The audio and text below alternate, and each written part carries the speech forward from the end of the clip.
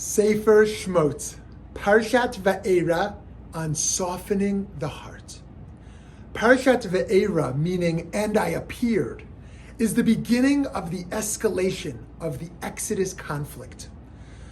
Time after time in this Parsha, Moshe goes to Paro and demands that he let the Israelites go, and Pharaoh stubbornly refuses in each instance, incurring one of the 10 plagues, the Makot.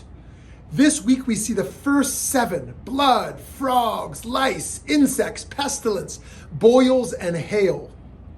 Why would Pharaoh continuously keep the Israelites captive despite this sequence of punishments?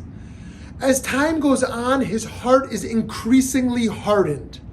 Exodus 8, after the swarms of insects, reads, V'yachbed Paro et libo gam bepam hazot velo shilach et ha'am. And Pharaoh hardened his heart, this time also, and he did not let the people go. The plain meaning of many of these heart-hardening verses indicates that God is cooperating in, if not directly causing, the hardening.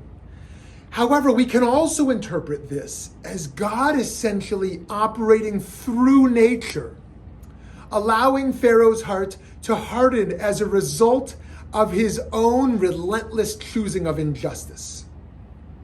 Rashi, referring to Midrash Tanchuma, comments, in the case of the first 5 plagues, it is not stated the Lord hardened Pharaoh's heart, but Pharaoh's heart was hardened.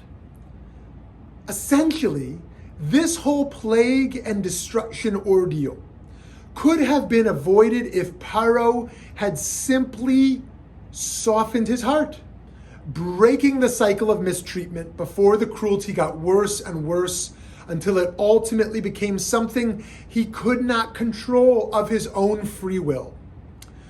When we look at the plagues society faces today, poverty, violence, discrimination, and beyond, we can see that a major cause of them is the hardening of our hearts. The pharaonic dimension of the human spirit prevails over empathy, both for people in power and also for those out of it.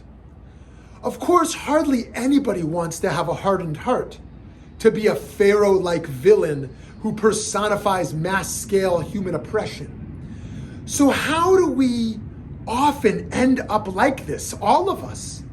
Here are some of the possibilities. Number 1, interpersonal challenges. It becomes harder to love others when we've been hurt by them. And whether we try to or not, we often carry grudges that lead to unjust behavior toward one another. Number 2, cynicism, disillusionment from failed earnest attempts to engage positively with politics, religion, and our neighbors can cause a closed-minded attitude that prevents us from recognizing the inherent dignity in the other. Number 3, selfishness. The heart is hardened when we are consumed with self-interest, when we make no room to feel and recognize the plight of others. We become inclined to act on our worst impulses. Number 4, cruelty. The feeling of powerlessness humans often experience can lead us to seek control by lashing out. At worst, we see the human capacity to degrade and disregard the image of God in others. Number 5, compassion fatigue. It is very hard to keep an open heart when we are confronted with how the quantity of urgent and crucial problems for us to fix vastly exceeds our ability to solve them. It's tempting and reasonable seeming to despair. This is especially true when we are ceaselessly taking on those types of emotionally demanding challenges. And number 6, external threat. It is easy to be guided by our bad judgments when we're thinking I need to be strong lest somebody attack me, just as Pharaoh did when he saw the growing Israelite population as a threat and decided to enslave them. When our hearts are dominated by fear, they likely respond by hardening over. Friends, the problem with human hardness is that it's a corruption that can crop up without us actively cultivating it. The desire to be empathetic and open-hearted requires a will to be godly and compassionate. It's a tall task to keep oneself actively aware that our higher values must outweigh those 6 tendencies we shared toward hardness. Fortunately, we can find strategies, reminders, and illustrations for maintaining an ethic of soft-heartedness throughout the Jewish tradition. For one, Sefer Devarim, the book of Deuteronomy, tells us, circumcise through the foreskin of your heart and be no more stiff-necked. This, Rashi says, creates an opening for God's words and commandments to come in. Similarly, a statement attributed to Rabbi Menachem Mendel of Kutz, the Kutzker Rebbe, says there is nothing as whole as a broken heart. A broken heart in Chassidus, in Chassidic thought, refers not to damage or trauma we endure in the course of our lives, but to a deliberate opening up of ourselves toward God. A broken heart, an expansion, which thus breaks apart the hardness that forms within us and brings us more in tune with God and each other. For this reason, Rabbi Nachman of Breslov taught that a broken heart is very beloved before Hashem, and that it's the ideal response to the separation between a person and HaKadosh Baruch Hu, between the self and the divine. The text Sichot Haran from Rabbi Nachman records him as teaching, brokenheartedness is like a child pleading before their father, or like a baby who is crying when their father distanced himself from them.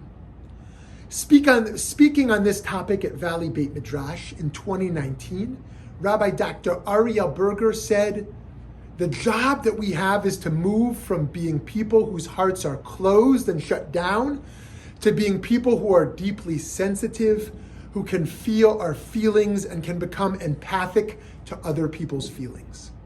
And so, the role of Jewish ritual is to practice softening our hearts so that we can sustain that sensitivity over long periods of time.